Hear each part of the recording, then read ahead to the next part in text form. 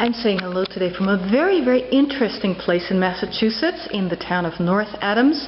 Here with me is Catherine Myers, who works here for MassMoCA, the Massachusetts Museum of Contemporary Art, one of the leading museums, modern art museums in North America.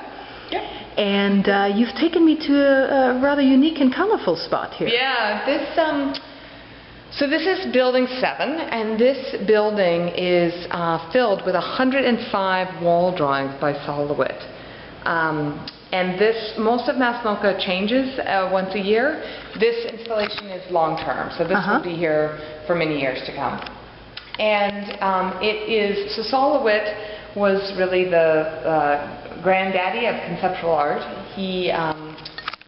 What he did was he created this series of more than 1,200 of these wall drawings over the course of his career. He separated the object from the idea and made the idea the valuable thing and the object not the valuable thing. So what does that mean?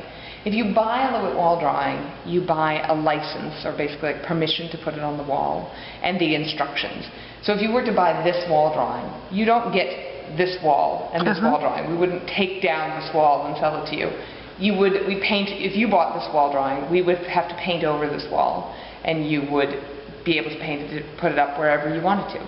So the idea was the thing with value, and the object not so much. So, although these wall drawings aren't for sale, I just use an example. But and Sol didn't install his own art.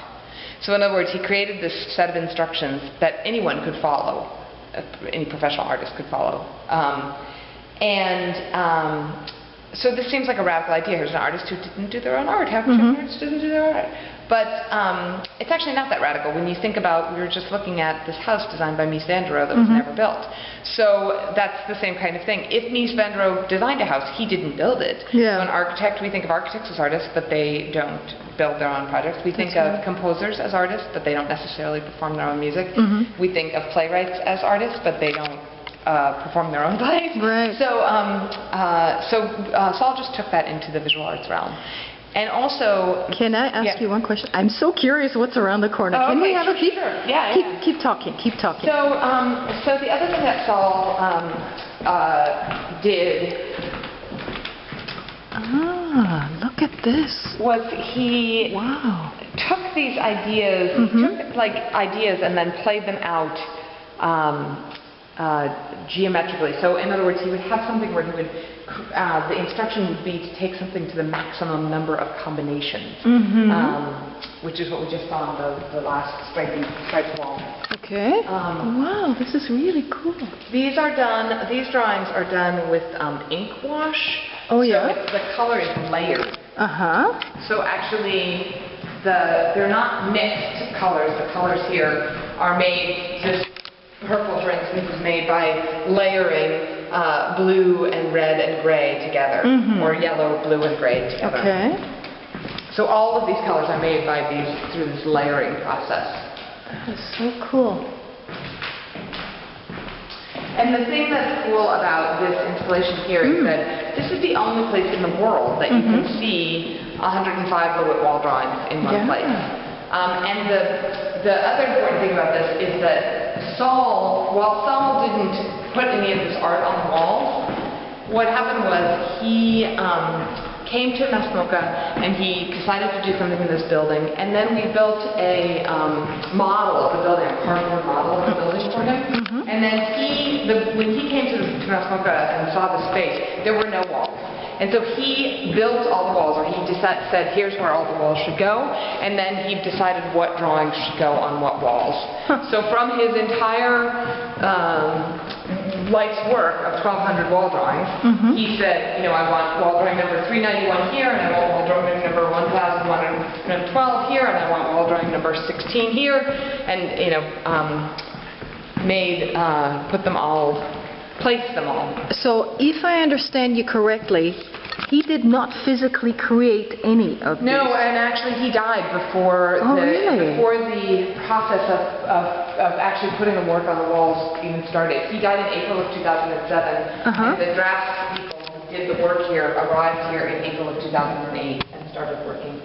wow. So but he did, I mean, it's pretty important that he said, okay, this spot, this drawing is going in this spot. Well, not only is this drawing going in this spot, but he said there's going to be a wall here, and on that wall is going to be wall drawing number 527. So as you're walking So he designed the layout and the images. Which drawing, So as you're going through, it's important to keep that in mind, that he is managing, it's very much his, even though he didn't actually do any of the work, right, it's his idea. It's all his idea. Yeah. And he's very much guiding your experience of viewing these works and guiding how you experience it. Can I ask you a little bit about this area out here and that church tower-like structure? What is well, that? That's just the clock tower for the, this was an old factory, so that was the clock tower that they had. It's funny actually, it has a clock on it. It does, Which is correct, which says it's 10 past 10. We have a sound. The clock tower has a sound art installation in it by an artist named Christina Kubish. Oh, yeah? Which is involved, what she did was she went up in the clock tower quite a few years ago, before we opened actually. She went up in the clock tower and she made sounds from the bells using like her hands and different mallets. Like she hit the bells and recorded all these sounds. And then she created this program that actually makes the sounds come out of the clock tower between 9 and 5. So during the normal workday for the factory, so every half hour actually, they make these sounds. And it's supposed to be, if the weather is bright and sunny, then it sounds one way. If the weather is different, so it responds to the weather. But the thing that's funny about it is that the clock tower, the clock on the tower, which is 100 years old, or maybe not quite that old, but old, keeps perfect time. But the computer that runs the program that makes the bell sounds is never right. Okay. So if you want to know what time it is, you can look at the clock. Don't listen for the bell. Don't listen for the bell. What a great space. I got to snap some pictures in here, that's for sure. Thanks, Catherine. Oh, you're welcome.